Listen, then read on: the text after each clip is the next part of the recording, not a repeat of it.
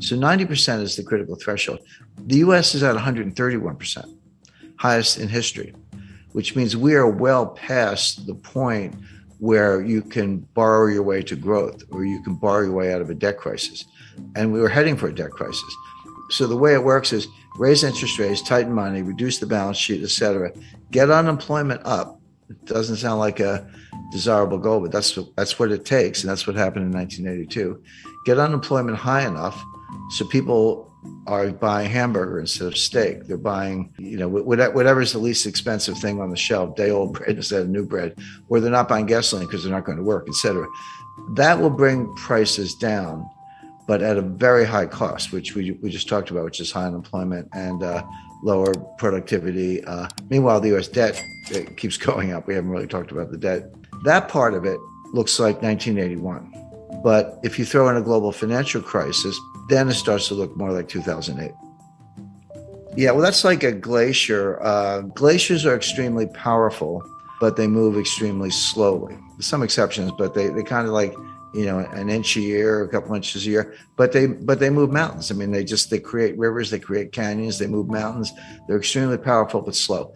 That's a good metaphor for the impact of debt. And when I talk about debt, in particular with the United States, but you can apply this to any country, I focus on the debt to GDP ratio, because you can't really talk about debt in isolation without thinking about the capacity to pay the debt.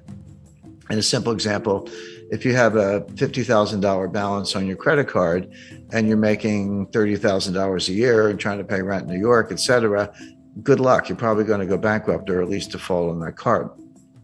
But if you owe $50,000 on your credit card, but you're making $5 million a year, it's, you just write a check. It's no big deal.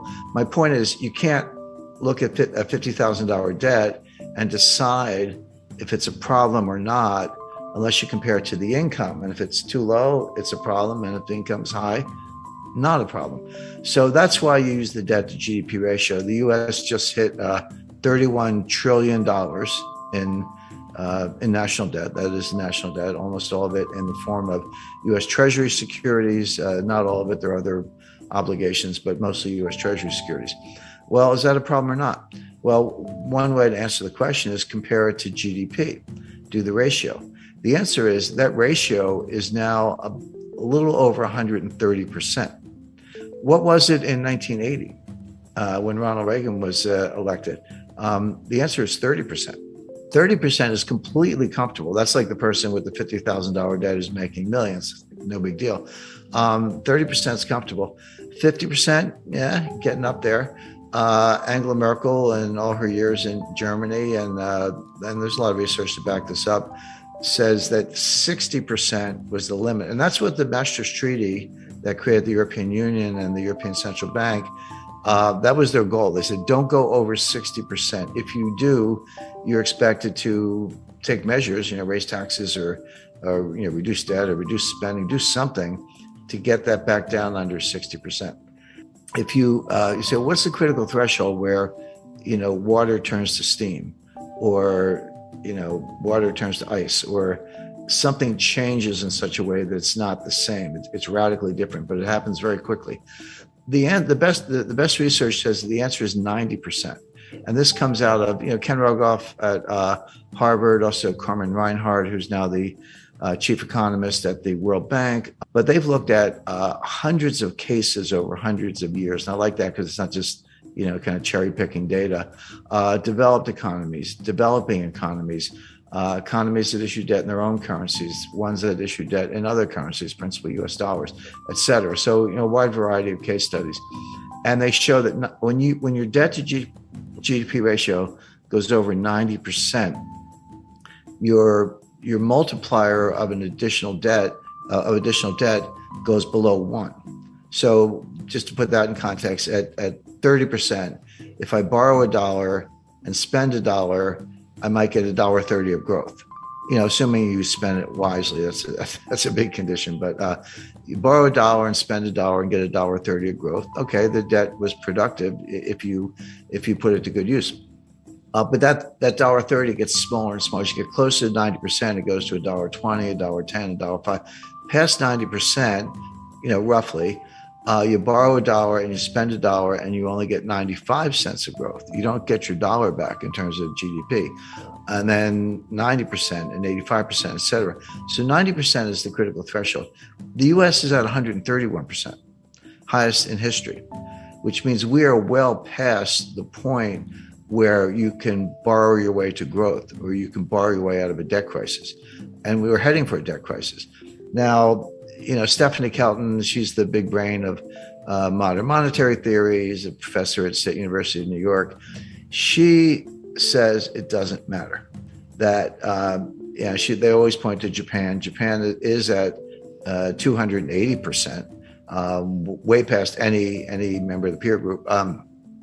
China's probably higher. China's a little more opaque because they are, but also they don't have as much national debt. If you look at the national debt to GDP, it's modest, but they have an enormous amount of provincial debt, and the banking system is owned by the government or controlled by the government. So when you throw in the bank debt, the state-owned enterprises, the provincial debt, and the government, so that's the real national debt. Stephanie Kelton says it doesn't matter because you're borrowing in your own currency. So if you're Argentine and you borrow in dollars and you print pesos, how are you going to pay the dollars back unless you have huge trade surpluses, which they don't? So they just default. Argentina is a serial defaulter, and everyone expects that. If you borrow in dollars and you print dollars, which the United States does, they're like, what's the problem? Just print the dollars and pay the money back. Well, that's true. If you print dollars, there's no reason to default on dollar debt because you actually can print the money and buy the bonds. But it doesn't mean nothing else bad happens. What about inflation or hyperinflation? What about the foreign exchange rate? The exchange rate can collapse. And these modern monetary theorists show very little understanding of the international aspects. They treat the U.S. like a closed economy, which it's not. I mean, if it were a closed economy and we didn't have to worry about trade deficits, trade surpluses, capital flows, exchange rates, foreign credit, China owning $1 trillion of U.S. Treasury securities, which they do. If you didn't have to worry about any of that, I think they'd probably still be wrong, but they'd have a better case. But you do.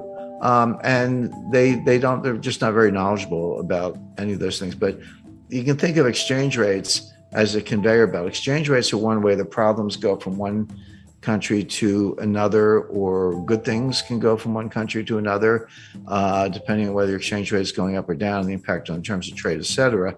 But they completely ignore all that. They also ignore the role of commercial banks. They just look at the Treasury and the Fed and look at money supply, but like kind of M0, but don't understand how commercial banks create M1 and they do their own thing. They're not on as short a leash as they seem to think. But if you read Stephanie Kelton's book, The Deficit Myth, she says, well, we don't really need a bond market, a U.S. bond market. We only have a bond market as a favor to investors because it gives them a place to put their money. But why have, he said, you have government spending. So the Treasury borrows money by issuing bonds, and then the Fed monetizes the bonds by buying the bonds, and that gives the Treasury the money to pay the bills, et cetera. She says, do away with all that. Just give the Fed, wire instructions for Lockheed. And if you need 5 F-35 fighter jets, order them and just send the money right to Lockheed. Why do you need a bond market? I mean, she actually says that. So, okay, legally, that might be possible, but to suggest that you can do that without consequences is nonsense. And then you say, what about inflation? Their view is as long as there's excess capacity and unmet needs, et cetera, you're not going to have inflation because there's a lot of slack in the economy. That's a legitimate debate.